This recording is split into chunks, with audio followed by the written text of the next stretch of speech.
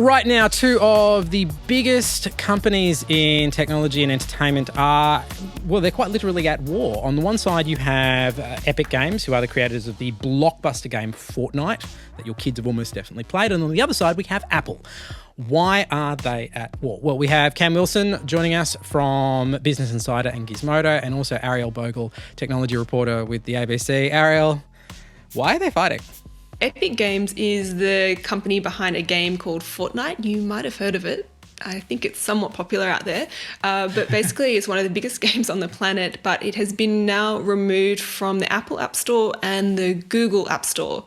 And basically, this was an interesting play by Epic in that they constructed a scenario where they could take on Apple over what they saw as its monopoly and control of its app store. So basically what Fortnite, in the game, you can make purchases, and instead of allowing all its players to just use Apple's in-game purchase tool, of which Apple takes 30% cut, it created its own way to take those funds and gave its players a discount there. And this broke Apple's App Store rules, and they got booted. And now the Epic Games is suing Apple for basically an antitrust violation. That's what they're alleging. Cameron, the 30% that the App Store takes, is that standard? Like, do other app stores take the equivalent amount, say Google Play and other stores out in the world? It's pretty standard across the industry and also, interestingly, across consoles as well, because, you know, these games are not only on mobile phone, but they're also on your PlayStations and Xboxes and whatever. And so the money kind of goes to, and what it originally came from when Apple first launched the App Store years and years ago, was it's for the tools that they offer so that you can develop apps on there. It's for, I guess, the cost of actually hosting content and the transaction fees and all that. So this has been their standard for years and years, and really, with very few exceptions, has applied across the board as a way of Apple making money. And it's hugely lucrative. I think last year they said that they had paid about $180 billion over 10 years to creators. So if you do the maths, that's somewhere between $20 and $25 billion that Apple had made, essentially just for saying we're running the App Store ourselves and giving you a few tools. The fundamental argument is that it's antitrust. But if other app stores, so Google Play and other sort of equivalents out there, are taking a similar cut, how does Epic's argument stack up that they're being anti-competitive? Well, I think that Apple is a little different to Google because there are ways to sort of sideload apps onto Android devices.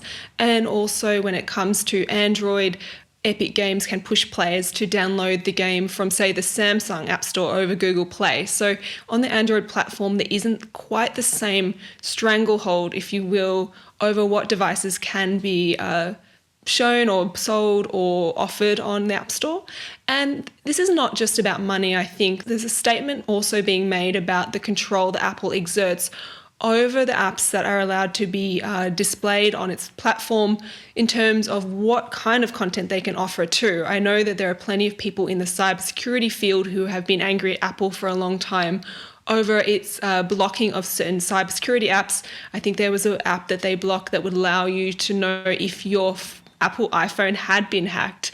Apple blocked it, and a lot of security people said that was unfair and that maybe it was just Apple being unwilling to recognize that its platform had those vulnerabilities, or not wanting its users to know it had those vulnerabilities. Apple, of course, had a different opinion. And this is really just in the air at the moment. A few weeks ago, a bunch of different tech CEOs, including the chief executive of Apple, appeared before an inquiry in Washington, D.C., which was looking at the monopoly companies like Apple, Facebook, Google, all the rest have over technology in different capacities. And the App Store came up a lot. In fact, it seems to be quite a major focus for lawmakers in the United States and, in fact, in the European Union too. Epic have produced an ad that is oddly reminiscent of a really iconic Apple ad. To call it inflammatory is a bit of an understatement. Yeah, so the ad is, it's a takeoff of the iconic 1984 Apple ad when they launched their Macintosh and said, hey, we're onto the computer scene and we're taking on IBM. Epic has taken this ad and they kind of redid it with Fortnite characters.